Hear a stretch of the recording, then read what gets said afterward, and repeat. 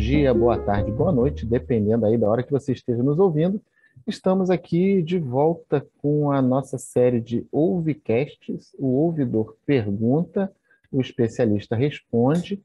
E mais uma vez aqui tendo a participação da nossa especialista, a doutora Luciana Bertacchini, ela que é fonoaudiólogo, conselheira da Associação Brasileira de Ombudsman Nacional. Além disso, é vice-presidente da seccional da ABO em São Paulo, é mestre em distúrbio da comunicação pela Unifesp e, além disso, também é doutora em bioética.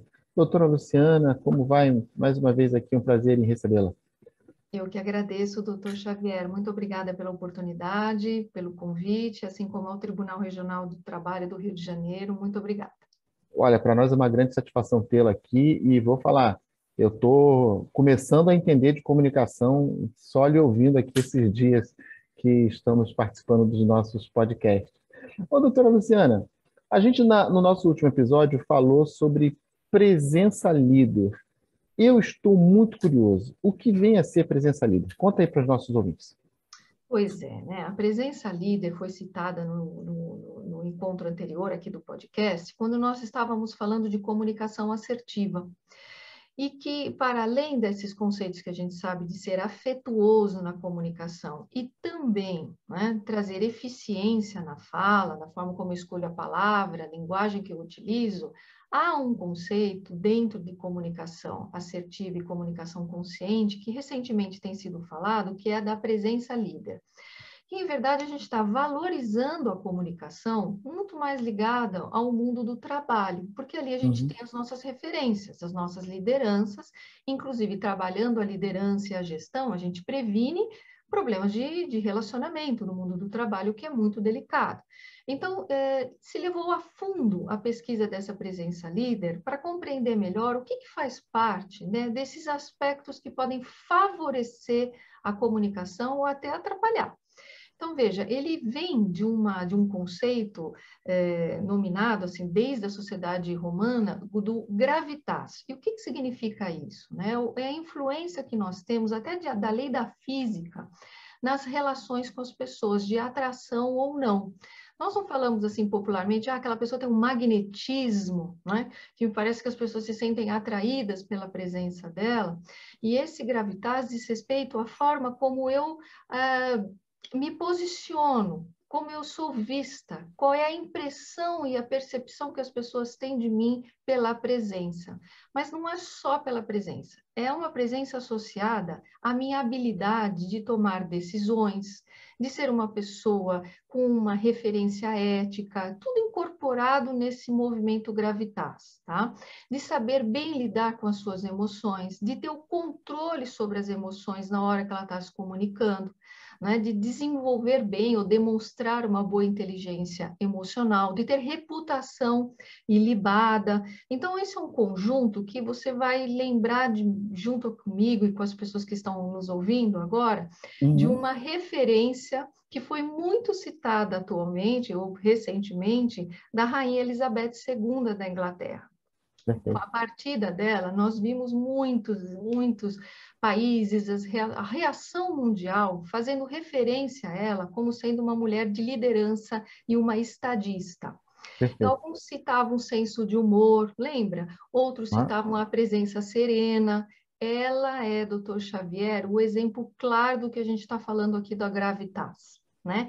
Que é uma presença que traz em si reputação, traz a maneira de controlar e não perder a elegância no estresse, que inclusive essa é uma referência da própria literatura, não perder a referência, a elegância nas situações de estresse, e associar a isso uma boa comunicação. E essa comunicação, ela responde por ser como? Concisa, até falavam que ela tinha um senso, não é, de humor e de uma presença de falar pouco, mas ser bastante assertiva. Então, a Incisiva na palavra. incisiva, exatamente, é isso aí, estava me faltando a palavra, você me ajudou. Então, nesse encaixe do gravitas, que é a forma como as pessoas me veem e me sentem, com a comunicação que diz respeito, né, a minha habilidade de controlar o ambiente onde eu estou, de eu ter vigor na minha fala, por último, se completa dentro dessa presença líder a aparência física. Então, ela é um mix de 3 percepções. A primeira é a gravitas, a segunda é a comunicação e a terceira é a aparência física. E aí a gente tem que tomar muito cuidado para não confundir a aparência física com referências de superficialidade. Não. Essa aparência física estudada, ela funciona como um funil, por onde passam as outras percepções, tá? Do gravitas e da minha comunicação. E aí eles dão exemplos muito claros, esses estudiosos, né? Dessa questão do impacto da questão da aparência física, porque ela responde por higiene, né? Claro. Por educação também, e por escolhas. Escolhas de quê? Aí entra um capítulo bem interessante que é da vestimenta. E eu não deixo de lado ainda o exemplo da rainha, que era muito marcante a vestimenta dela, pelas cores que ela usava, porque ela investia num capital pessoal muito forte, não é? Que era comunicar pela presença com as cores também. E ela tem um depoimento que ela fala: se eu for neutralizar na cor, ninguém me vê. Com aquele senso de humor dela de ser baixinha, delicada e tal. Então, mas voltando aqui, e a aparência física, ela implica em, agora pode assustar a palavra, em roupas que eles chamam de sofisticadas. Porém, roupas sofisticadas não são roupas de marca, são coisas diferentes, são as Claro. escolhas adequadas. Então, se você está num ambiente de formalizar, um pouco mais formal, é pensar seriamente com o que e como você vai se comunicar com esse ambiente mais formal Na e verdade, menos é você usar o traje apropriado para cada ocasião. para cada ocasião, porque olha, ele comunica, tá? Então as Evidente. coisas se comunicam e te levam para um estilo. Qual é esse estilo? É o estilo pessoal de ser um comunicador. Todo mundo tem que criar o seu estilo, para evitar de imitar as pessoas, porque a gente perde naturalidade. Então, eu vou criar o meu estilo pela minha presença, que é o agir, pela minha comunicação, que é o interagir, e pela aparência física, que expresse como eu sou, as escolhas que são importantes para mim, né? E aquilo que eu me preocupo, porque se eu tenho higiene, eu estou me preocupando pelos ambientes, né, com que eu circulo, os contatos que eu faço. Então, eu acho bem interessante esse conceito que o senhor me perguntou agora há pouco. O que é, então, esse conceito de presença líder? Ele está pairando sobre esses 3 aspectos que fazem com que a gente crie um estilo pessoal de se comunicar e de interagir com as pessoas. E alguns executivos, levando um pouquinho para o mundo do trabalho, eles chamam de presença executiva. Você também vai ouvir essa expressão, né? São termos diferentes, mas que podem significar a mesma coisa, é Pode assim? significar a mesma coisa dentro dessa lógica de se preocupar com o meu magnetismo e com tudo que eu tenho de sinais emitidos, porque o nosso cérebro ele é malandrinho, ele pega os sinais, e existe até uma expressão que diz que a comunicação tem um lado sol e um lado sombra. O lado sol é aquele que é responsável por isso que a gente está fazendo aqui, pela conexão entre as pessoas, por eu querer ser bem compreendida, ter relações saudáveis e ser respeitada. E o lado sombra, inevitavelmente, quando nós nos comunicamos, nós somos julgados. Isso não tem como escapar. Então, as pessoas vão pegando muitos sinais e vão julgando. Ué, será que ela sabe sobre o que ela está falando? Tem fluidez? Não tem? Olha como ela está, em outro contexto, por exemplo, como ela está vestida, o que ela... Isso é inevitável e nós temos uma resposta automática para isso. Se eu confio ou não confio e se eu gosto ou não gosto. O nosso cérebro, quando eu falei para vocês agora ele é malandrinho, ele é a primeira interpretação que ele faz do sinal do outro. Quando eu falo, oi, tudo bem? Já é essa percepção. Falando mais um pouquinho, 30 segundos, o meu cérebro começa a elaborar uma resposta, né? Um sinal do tipo, confio ou não confio? São aqueles vendedores que às vezes são chatinhos, chega pra gente, começa tá, aí você vira e fala, tá bom, obrigada, eu vou pensar e eu volto. Você não volta nunca mais. Por quê? Porque ele não te convenceu. Ele não trouxe para você a confiabilidade, que é o primeiro sinal que o nosso cérebro social capta. Então, essa é uma questão muito interessante de estudar, doutor Xavier, porque a gente vê isso acontecer no nosso dia a dia de uma maneira quase que intuitiva, mas quando eu quero melhorar minha relação com o outro através da comunicação, eu preciso pensar melhor e ir atrás de algo chamado estratégias. Conhecer as estratégias me torna uma pessoa mais consciente e minha comunicação começa a ser mais controlada.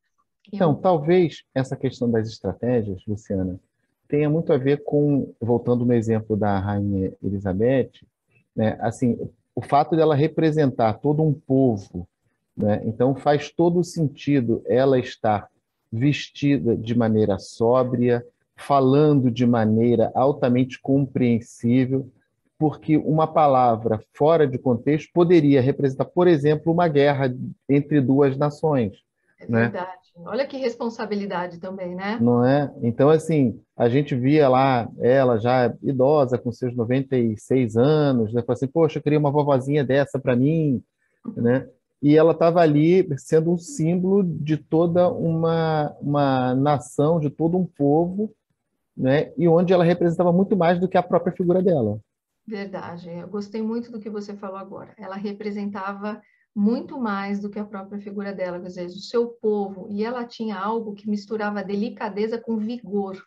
Por mais que ela estivesse assim vinculada à imagem da senhorinha, vou até usar uma expressão fofinha e tal, Verdade. carismática e tudo mais, ela tinha esse vigor muito presente na forma como ela se posicionava, de forma concisa, assertiva, cirúrgica, até algumas pessoas chamam isso.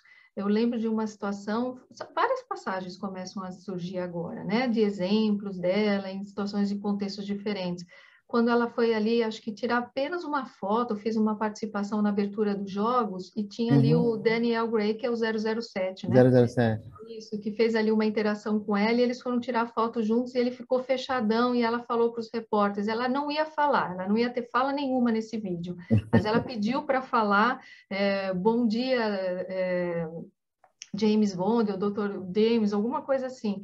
E ele para e fica bem sério para a foto e ela fala para os repórteres, olha, ele é do tipo que não ri para foto.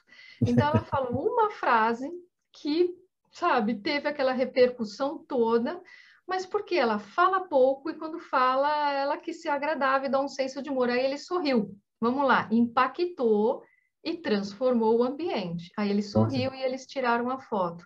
Parece pequenininho, né, esse exemplo que eu dei agora, mas mostra muito essa força da presença e É a a forma como representatividade, né? é isso.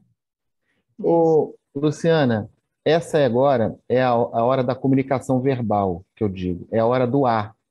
Eu falo assim, gente, terminou o episódio. O pessoal fala assim, Lembrei. terminamos o nosso episódio de hoje. Esse nosso terceiro episódio da série de Ouvicasts, o Ouvidor Pergunta, o Especialista Responde, falando sobre comunicação. E a nossa especialista de comunicação, doutora Luciana Bertacchini, que mais uma vez eu agradeço aqui a presença nos nossos estúdios, doutora Luciana. E eu queria deixar o convite para a senhora retornar aqui para a gente continuar falando desse tema. Eu é que agradeço, doutor Xavier, muito obrigada. Esse convite já está aceito, quase que antes de ser solicitado. Olha que ousadia. Que bacana, que Mas conta bacana. comigo sempre, eu fico muito feliz e grata por essa preciosa e valiosa oportunidade. Muito obrigada. Para nós também tem sido muito preciosa. Bom, então ficamos por aqui, gente. A gente volta com mais um episódio dessa nova série, a quarta temporada de Ouvecast, o ouvidor pergunta, o especialista responde. E nós vamos ter uma outra convidada bastante comunicativa, a doutora Adriana Alvim. Vocês vão perceber isso nas nossas próximas gravações. E elas vão estar aqui, não só a doutora Adriana, como também a doutora Luciana, que vocês todos já conhecem. E não se esqueçam, estamos no YouTube, no Spotify, no Google Cast, no Apple Cast, em todas as plataformas de streaming. Vai lá, nos ouça, faça seu comentário, deixe sua pergunta. Vai ser importante para nós trazer aqui o comentário de vocês. Um grande abraço e até o próximo episódio.